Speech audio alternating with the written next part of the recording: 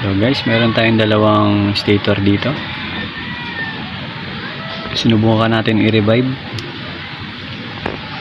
Ito guys, wala na talagang pag-asa. Wala siyang reading, sunog na talaga to. At itong isa guys, hinanap natin yung isa. Ito yung isa capacitor niya. Hinanap natin yung isang kapares niya guys. Nagbungkal tayo dito, nagtulak. Nag-expect tayo dito na dito sa running niya kung nandito yung naputol guys. Nung tinignan ko dito guys, nandito pala guys yung kaputol niya sa kabila. Ganyan na lang kaiksi guys. Oh. Igutungan natin ng wiring guys para maibalik na natin yung ibang wire niya, tapos mapagana na natin tong stator to. Sayang to guys kasi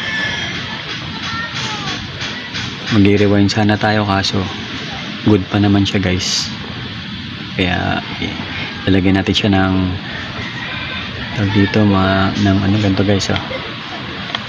Thermal fuse pala guys. Lalagyan natin thermal fuse para maingatan natin yung stator natin sa overheating, tumagal yung stator natin. Yan guys. Abangan nyo yung next video ko kung paano ko dinugtong itong maliit na wire at nilagyan ko ng thermal fuse.